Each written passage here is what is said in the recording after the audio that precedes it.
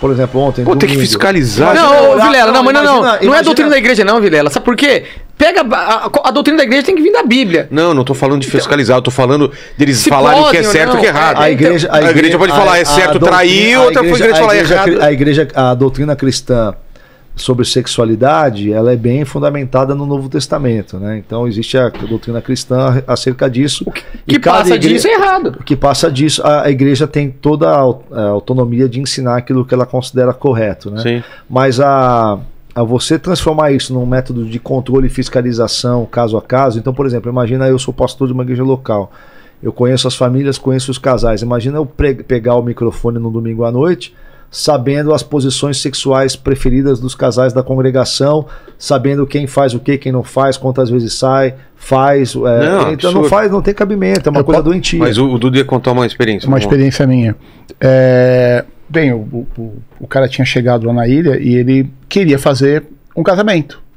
Ele falou, não, eu era o presidente, então ele vinha conversar comigo e ele vinha, não, a gente vai fazer um casamento. Eu falei, precisa alguém querer casar. Claro. Né? Aí ele falou, não, tem um casal ali, eu vou falar para eles casarem. Eu falei, cara, eles estão juntos, porque é o seguinte, quando você mora fora, você acaba se aproximando das pessoas porque você está sozinho, por várias coisas, por amor também, é uma série de experiências quando você está morando fora, imigrando. E esse casal qualquer um via que não ia dar certo, né? Eles eram legais, eu sou amigo dos dois até hoje, mas qualquer um via que não ia dar certo. Ele falou, não, eu vou casar eles, a gente faz uma festa, depois a gente monta um negócio de casamento com fotografia, e a gente vende esse produto. Eu falei, não, eu nem vou no casamento. E ele casou. Os dois. E, cara, deu uma melda gigantesca, porque não eram pessoas que estavam a fim de se casar. Ele falou, não, vou casar porque eu preciso fazer uma festa, eu preciso fazer agora, um casamento. você imagina uma igreja, por exemplo, gigante. Como o pastor começa a mediar todos os namoros e casamentos. Fica parecendo uma Idade Média, que casava para trocar pro terreno. Mas o neopentecostalismo é muito parecido com a espiritualidade que nós conhecemos, pelo menos no senso comum, né? Eu não sou nenhum historiador, nada assim. Mas é muito parecido com essa espiritualidade medieval, que é um exemplo disso, né? Uma das coisas que provocou a indignação do Lutero e dos demais reformadores foi a questão das indulgências, né? Que era a venda de espaço no céu. Exatamente. E isso existe várias coisas análogas a isso hoje nos nossos dias, dentro do neopentecostalismo. Muita gente até me pergunta, Thiago, o neopentecostalismo é uma espécie de retorno a... O cara vende um pedaço da cruz até hoje. Haja cruz. Exatamente. Feijãozinho abençoado.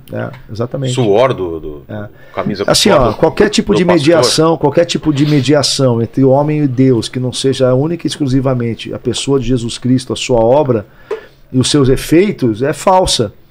Mas, dentro desse contexto do neopentecostalismo, toda a liderança religiosa é um mediador entre as pessoas e Deus. E isso é muito problemático, porque está causando... A minha grande preocupação, Vilela, que me fez falar desses temas, foram duas coisas. Primeiro, né, eu queria muito poder ter ouvido essas coisas quando eu tinha 15, 16, 18 anos. Então, eu comecei a falar mirando naquelas pessoas que estavam no mesmo estado em que eu estive anos atrás. Então eu comecei a pregar nas redes sociais para o Thiago de 20 anos atrás. Mas a minha outra motivação, além dessa, é porque eu tenho 3 filhos. Eu tenho um filho de 21, tenho um filho de 18 e tenho uma filha de 9. E eu comecei a ficar preocupado que tipo de igreja eles iam herdar na vida adulta e que tipo de igreja eles iriam ter para frequentar com os filhos, porque a coisa está ficando tão distorcida que se a gente não transformar isso numa conversa pública as pessoas não vão tomar consciência, porque as pessoas acham normal, como nessa igreja lá de Goiânia, 50 meninas sendo violentadas por um pastor, e ele vai sendo transferido de cidade em cidade, a denominação acoberta, porque não pode manchar o nome da denominação, porque isso é perseguir a igreja e ir contra o reino. E o caso da Brisa, que a gente não conseguiu, o caso da Brisa que nunca mais, assim, vai ter uma vida normal. Porque o evangélico... que não é exclusividade dos evangélicos. A Igreja Católica fez isso durante muito tempo. Sim, Teve aquele sim. filme que é baseado também no Sim, trabalho sim. dos jornalistas, Sim, sim. dos padres, que também acontecia isso. Abusavam. E trocavam ele de Exatamente. lugar. A mesma coisa. Ó, hoje no Brasil, se você fizer um apontamento a respeito de qualquer igreja evangélica com estas características que a gente narrou aqui, e você toca nesses assuntos, né? Se você toca nos bezerros de ouro da igreja evangélica, nesses apóstolos, né? Se você faz uma crítica a uma destas práticas, várias delas, quando eu falei para você foi óbvio dizer que está errado. É. Só que para o adepto não é óbvio, porque aquela pessoa foi treinada, doutrinada. Só quando ela sai. Que Só quando ela sai que ela percebe, né? Depois que ela foi moída e esmagada. E ela tem que fazer o e caminho triturada. inverso, e pedindo perdão. Fala, puxa, olha o que eu fiz. O cara saiu, eu massacrei ele. Aí o que acontece, Vilela? Quando a gente fala isso publicamente, as pessoas dizem, tá perseguindo a igreja. Agora estão querendo me acusar de racismo religioso. O que é um racismo religioso? Racismo religioso, como se apontar coisa. os erros doutrinários ou as Não, práticas. eu vou falar mais tecnicamente isso aí. Eu vi a tese. Tem a ver com a situação do vídeo do Rodolfo Abrantes que circulou. Mas eu achei... Aí acusaram ele de racismo. Eu fui acusado. Nós fomos acusados. Né? Eu, você, eu, Thiago. A gente não tem nada contra nenhuma igreja, Vilela. Específico. Na verdade, assim, a nossa grande alegria seria que os ensinamentos e a crítica doutrinária, na teologia cristã, existe uma área da teologia que ela é fundamental para a saúde da igreja, que é a apologética, né? Os apologetas e os polemistas sempre atuaram dentro do cristianismo. Essa é importante para a saúde da igreja, porque se você não tem pessoas que apontem os erros doutrinários, a tendência é a coisa ir por uma espiral de degradação. Isso sempre existiu na história, né? Então, em toda a história da igreja cristã, existe a atuação dos apologetas. A palavra apologética fala sobre defender a fé. E os polemistas, né? Porque existe na tradição judaico-cristã a figura dessas pessoas que apontam os erros daqueles que têm o poder, né? Quando você olha para o Antigo Testamento, os profetas, eles não eram adivinhadores do futuro, né? Eles eram críticos ao poder constituído. Eles criticavam os reis, criticavam os sacerdotes, criticavam os pecados do povo. E uma das características de uma igreja que está assumindo forma de seita é que ela cala a voz profética. Ela só contrata profetas para dizer coisas positivas sobre ela e rechaça e persegue qualquer iniciativa profética para apontar os seus erros. E a profecia por encomenda. Né? Exatamente. É o que a gente está vivendo agora. Né? Nós recebemos um documento aqui, né? E também recebemos algumas mensagens em redes sociais de que a nossa crítica apologética, e eu quero até deixar aqui para os nossos amigos e irmãos da área da teologia brasileira que nos ajudem nisso, porque se a gente não puder fazer a crítica apologética, então para onde vai a igreja evangélica no Brasil? Tem que ter. A gente recebeu essa carta aí dizendo que o que a gente está fazendo é racismo religioso. Qual que é a narrativa? Juridicamente. Eles querem dizer que quem começa a que é uma perseguição à igreja com uma forma de racismo. Só que eles estão pegando, por exemplo, como um cristão ir lá e acabar com o culto religioso de uma pessoa do candomblé, por exemplo. Ir lá e você atrapalhar o culto e você não aceitar, impedir que aquilo aqui aconteça, né? Eles estão querendo falar que é a mesma coisa, né?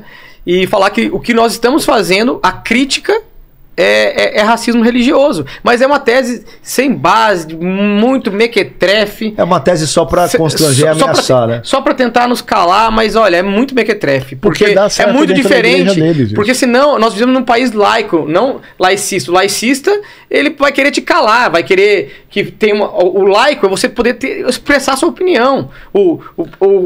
A pessoa do candomblé... O país laico significa que o país não tem uma religião oficial definida, que dá liberdade às religiões. Sabe o que é engraçado? Diferentes. É que são os mesmos pastores que nas últimas eleições iam à rua pedir democracia. Exatamente. São os mesmos pastores, na verdade, exatamente os mesmos. A gente vive um fenômeno no Brasil, Vilela, Pô, vários púlpitos se tornaram palanque eleitoral. Eu acho isso um absurdo. É crime. É um absurdo. É crime eleitoral. Aonde vai de encontro com a situação lá de Balneário Camboriú. A mesma coisa. Depois eu quero entender esse caso. Que é o caso do vídeo do Rodolfo. A mesma coisa acontece quando a igreja, os evangélicos neopentecostais, né? Que tem o seu viés político. Eles são contrários à ditadura política ou a sistemas totalitários políticos, mas eles aplicam sistemas totalitários dentro do seu piores do que os que eles acusam, né? Piores, porque eles tentam te prender dentro das leis, eles aprisionam a tua alma. Eles aprisionam, tu fica com medo de ir pro inferno. E assim, Vilela, tem muita igreja boa no Brasil. Tem muita igreja pastor boa. Sério. E mesmo nas igrejas que são apontados problemas, existem pessoas boas lá dentro. Em todos os lugares. Porque dá a impressão que todo mundo... Não. Às vezes é uma questão de liderança, às vezes é uma pessoa... cultura, se tornou uma cultura. Na verdade, eu falo que o baixo clero é bom. O que é o baixo clero? O baixo clero são as pessoas que não usam aquilo ali. Eles foram ensinados, que nem eu tava lá no baixo clero, vendendo docinho. Entendi. Eu tava enganado, eu tava errado. Eu tava sustentando o império do apóstolo. Mas eu tava fazendo aqui com sinceridade no meu coração. Mas isso não torna. A sinceridade do meu coração não torna uma coisa certa. Exatamente. Mas eu era puro, eu não fazia por mal. E a nossa luta e a nossa voz, né? Ela é muito mais para ensinar do que necessariamente para combater e policiar. Agora eu tenho recebido nas redes sociais denúncia, as pessoas, olha, denuncia isso, olha, investiga isso. Eu tenho que explicar para as pessoas, olha, eu não sou policial. Eu não sou investigador. A ideia não é essa. Se organize aí, procure. A sua igreja não tem um presbitério, não tem uma diretoria, não tem um conselho, vá conversar, mas a resposta sempre é a mesma, né? Não, mas se eu for fazer isso, vão me expulsar. Vilela, se eu for fazer isso, vão me maltratar. As pessoas seguem a gente com fake. Se você pegar por medo dos pastores, elas gostam das ideias, mas parece filme de espionagem. A pessoa tá lá na Coreia do Norte. Do momento, vocês perceberam, a partir do momento que eu soltei a agenda, eu tomei uma prensa de várias pessoas. Como você, evangélico, vai trazer um pessoal que tá falando mal da igreja? Então, queria deixar bem claro, você que ainda não entendeu por que eu tô fazendo esse papel, é porque eu sou tão evangélico que eu me preocupo com o nome e a imagem que as igrejas podem passar para as pessoas. Exatamente. Porque esses problemas que são relatados, se forem provados que são verdadeiros, são uma mancha incrível e pode desviar muita gente que estava no caminho. Eu acho que tem um efeito mais maléfico do que benéfico. Exatamente. Tem uma frase que o pessoal fala... Tudo que não tem freio bate. Tem uma frase que o pessoal fala pra gente... E assim, eu como trabalhei sempre com uma família de advogados, eu sou empresário, mas minha família é toda advogados e eu tenho 80 advogados no meu escritório. Vejo muita coisa todos os dias lá. É que nós estamos levantando a saia da noiva. Mas posso fazer uma analogia aqui pra vocês bem rapidinho? Ó, se uma mulher, a noiva de Cristo... Né, é a igreja. É a igreja. Ela é representada por uma mulher. Sim. Ali. Se uma mulher, você é casado? Sim. Se a sua esposa... Cuidado. Não, com essa analogia. Não, sua esposa. Não sei onde você vai. Não, vamos usar a minha esposa. Se a minha esposa. Melhor. Se a minha esposa estiver sofrendo um tipo de abuso sexual, um assalto, alguma coisa. Eu for fazer a denúncia de que ela está sendo abusada, está sendo estuprada, está sendo assaltada. Eu sou o que estou levantando a saia? Quem denunciou é o abusador? Claro que não. Quem que tá... Agora... Os caras querem atirar no mensageiro. Os caras querem atirar no mensageiro. Exatamente. É isso aí. Exatamente. Vilela, eles usam... Tem um texto que Jesus fala que ai daqueles porque vem o escândalo, né? E eles chegam a interpretar que o escândalo... Quem denuncia é que está cometendo escândalo. Está cometendo escândalo, mas quem está cometendo escândalo é quem está fazendo mal. No Antigo Testamento... Existe muito forte essa presença da figura do ungido de Deus. Porque no Antigo Testamento, você tem os reis, sacerdotes e profetas, eles tinham a unção do Espírito Santo. O povo não. O povo não tinha unção. Então, no Antigo Testamento, aquele que tinha unção, aquele que tinha sido separado por Deus para o exercício da sua função dentro da religião judaica, era visto com admiração pelo povo. No Novo Testamento, Jesus é essa figura, porque as coisas do Antigo Testamento são sombra, as coisas do Novo Testamento são luz, é a revelação, né? É o seu significado completo à vista, né? Então, Jesus no Novo Testamento é esse o ungido, é o Cristo, é o Messias, ok? O Cristo, o Messias, ele não disse: ai daquele que tocar naqueles que eu escolhi. Ele não disse isso. Ele disse: ai daquele que fizer tropeçar um dos meus pequeninos. Então, no Antigo Testamento tem uma conta muito braba. Exatamente. Aí, vai ser cobrado isso. Então, aí que eu entro, a Brisa criou uma caixa de Pandora no meu coração. Você não terminou ainda a história da Brisa? Não, eu terminei, mas ela criou uma caixa. É porque eu queria entrar nesse assunto. Por que eu denuncio? Por que eu denuncio?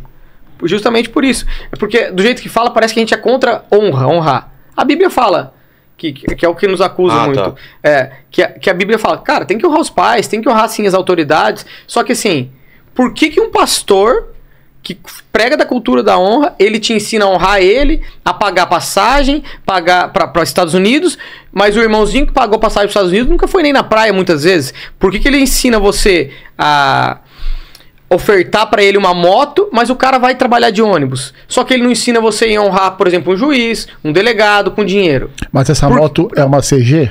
Porque é uma Harley Davidson. Por quê? Porque essa cultura da honra é pra favorecer o bolso desses caras. E assim, ó, a igreja ela necessita do dinheiro pra cumprir. Não, claro, isso é necessidade. E ofertar, e assim, ó, o dízimo, se você entender o Novo Testamento, enquanto o Antigo Testamento te pedia o dízimo, 10% dentro do judaísmo, no Novo Testamento, se você é de Cristo, você tem que dar tudo que for necessário para o evangelho avançar. A tua responsabilidade é maior, porque você precisa entender as necessidades. A minha responsabilidade é, toda vez que eu perceber uma necessidade de algo que vai cumprir a missão de Deus, e eu faço parte, eu tenho que não fazer conta, eu tenho que contribuir e acabou.